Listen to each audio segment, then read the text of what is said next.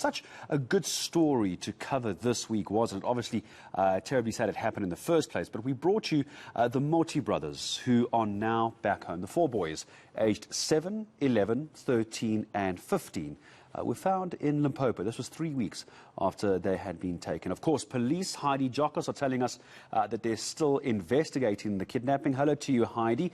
Just remind us, if we can, on Wednesday night, at the moment when the Moti brothers were found, a lot of people are still a little confused as to the timing and the situation around when they were found. Yes, certainly, and I think it's important for clarity and understanding as to what truly transpired at about 8:30 on Wednesday night. We do understand that the Moti brothers were dropped off in a remote area here in Limpopo. This is in fact the stretch of road where the boys were dropped off. We do understand that according to what they told a family, they were dropped off, they were told to get out of the car, they were blindfolded and left on the side of the road and told to wait about 10 minutes before they move.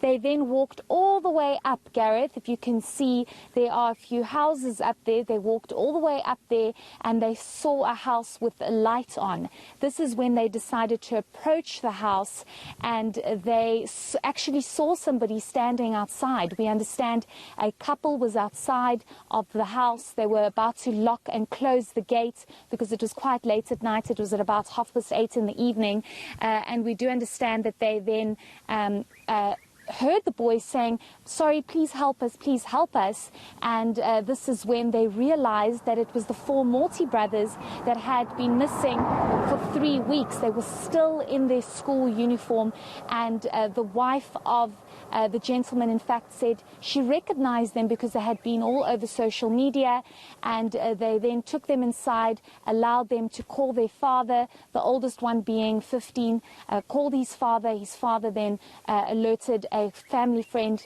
close by because this area is quite far from Polokwane, where the family actually stays, and then the police also arrived. So quite a great story, a great ending to the story after people were so worried about the safety and whereabouts of these boys. But let's listen to some of what happened when this couple actually found the four Moti brothers. Half past 8 ba khabawelela ku va kombela ku pfuniwa a hi kha hi pfala gate, then hina hi va pfunile va te va kombela ku fonela vatswari va vona, hi va nyika foni va fona, then hi fonela maphorisa, and then vatswari va vona na maphorisa va vuye va fika va va teka. Ni va tive ku a va mbale uniform, and then a va ri 4 ni swi fonele ku ri hi vona because a va huma xikolweni loko va tekiwa, and swi ni chavisini loko ni va vona mara vo teka va pfuna. All right, Heidi, very, very good as far as being able to identify very quickly that these are the four boys as well. 150 kilometers, I believe, is from where they were kidnapped all those weeks ago to where roughly you are at the moment. The question a lot of people have is any reaction from the family itself? So we do understand that the family has asked for some space, and eNCA has been very sensitive around its reporting when it comes to the kidnapping of the four Moti brothers because of investigations, because of the sensitivity around this particular case, and making sure that we do not jeopardize the safety of those four brothers. But we do understand that the family has indeed asked for space. The family has asked that they be given time. Of course, it's been a really traumatic event. We reached out to the spokesperson yesterday, who indeed did indicate to us that the boys are very traumatized at the moment.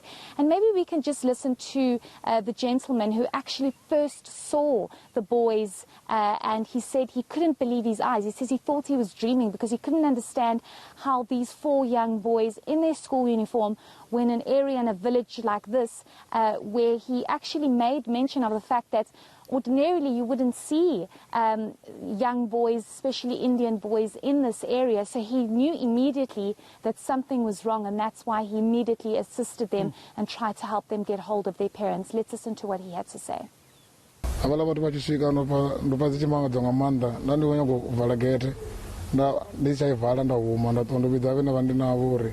ukuthi ade abona izinto ngobona zone ngoba abala bathu nasingolabelelo ngabona ngasiphinga echila washika onona mfumakazi obo abahone ari ene obadiva ndenda za feso ne badiva sikana uzika zviona zvino zvizoita uri chezoro chuisa vachisvika kane ombudzi vone votiswa badhani nga goloi imwe navo uri avangokona idiva vari vakuchimbira kuvusa vathu vadha vasvika apa inhenda vandihone ngori vovona malaiti vajena vava vakutomuvudzisa ndizvira vatosangacho ndovatosanga nga fonu pedzi uri vakunofuna vabhebi vavo uye svikira vachovawana.